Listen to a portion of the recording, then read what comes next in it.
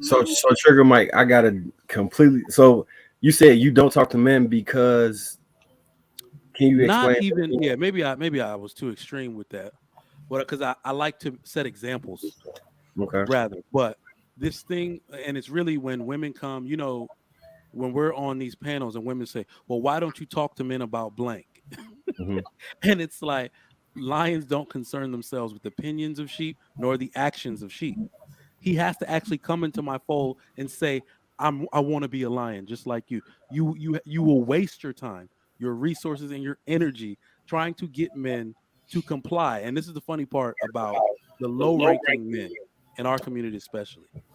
Why would they listen? What incentive do they have to listen to us when they're winning? They get the prize automatically. What are we gonna be like me so you can get ass? They get more ass than I would. Right? So it's like what incentive do they have to listen to us about Well, anything? that's the thing. You have to teach them that because if they think that the prize is just getting women and having sex, we know being in That a that is the marriage. prize. That is the prize. No, It's I always the guess prize. no. I guess what do you call those? The little like you have the huge trophies, and then everybody else get the little trinkets.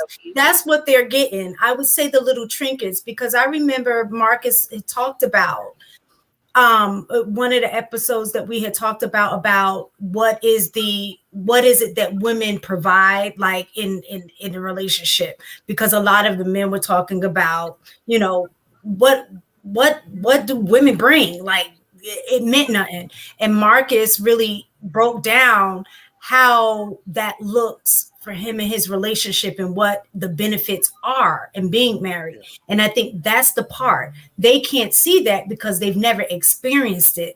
But as Marcus being married and being in his relationship, you being married and being in your relationship, that's what you need to be selling.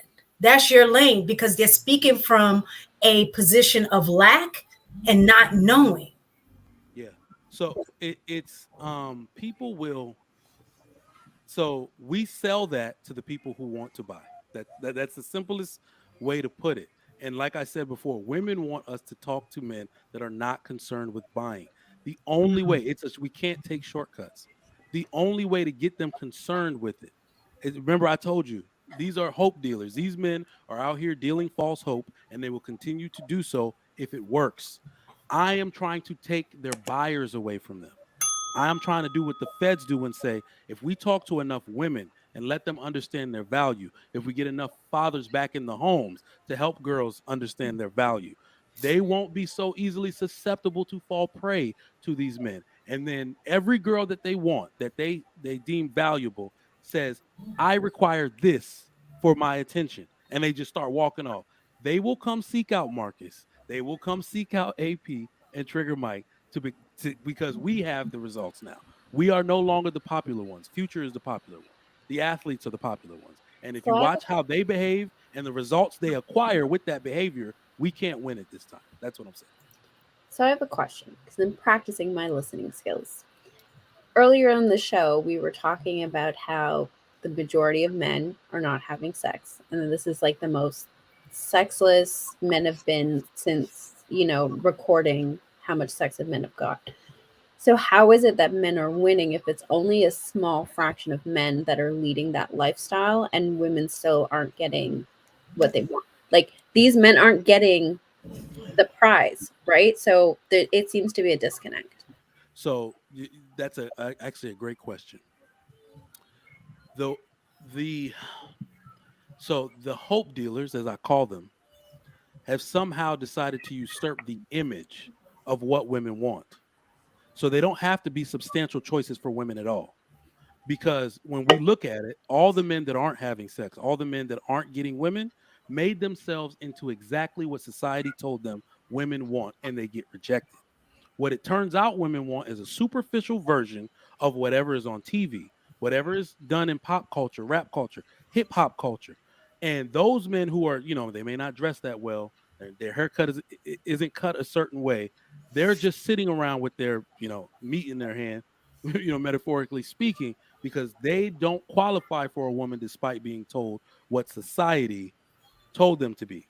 So yeah, I definitely understand what you're saying, but that small minority hijack the image entirely.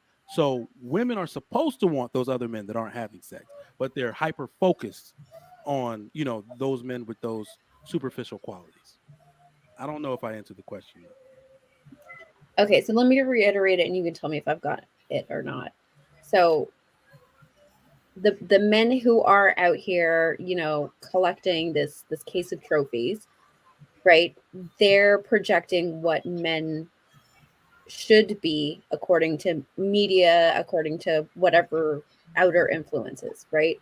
And so that the men who fall into the category of not getting sex are men who are mimicking that, hoping to get sex, but if they really were just true to themselves, then they probably would. Damn, either you confuse me or I confuse myself. Let me let somebody else go, and I'm gonna come back with my answer. I'm gonna stew on that. Hold on. So, all right. So I think we got a difference in ideology on this one, Mike, because we talked about it before, and I was saying I don't talk to women because I think that men just create the men that they need to be, and then everything will fall in line from them.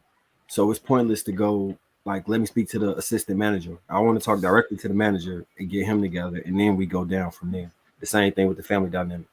If it's a father in the house and I'm a teacher, I would prefer to speak to that father because I would have faith that he would set the structure, standards, and boundaries for that family in order to get that in line. So I would point the finger at us as men, like, bro, we need to assume these roles or make ourselves attracted to the woman we want. It was a video the other day. I agree. We was watching on Cheeky channel, and it was 10 unusual couples. And I was using that example to say everybody can find somebody. Now, if the person you want, you don't quite qualify for, or they not turned on by you, it might be some either work you need to do on yourself or change the game sliders. Like you might not be the most rich. Maybe you need to be a little bit more funny. You might not be tall. Maybe you need to be a little more attractive. You might not, and flip those game sliders so you find the perfect mix in order to attract the person you want. And then from there, if everything else is in line, we should be able to create families. So I start from the head and expect them to create many, you know what I'm saying? So now you kind of brought it into my point because Marcus, we don't actually disagree. We are basically two sides of the same coin using different strategies for the same purpose. Yeah. For example, what I'm saying, let me know. Can't hear you now.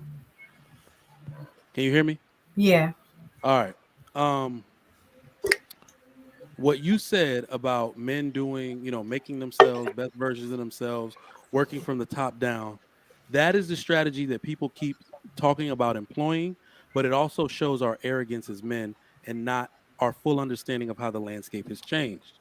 We assume that fixing all these things will make women gravitate to us. The reason I'm talking to the women is because they no longer gravitate towards what's functional. We are talking about making men into functional family men. The women will not gravitate to this type of man anymore. That is my ultimate point. So we got work to do where we act like women are leaving just men that are bad. Women are leaving fully functional, capable relationships with capable men. That is where I'm coming from.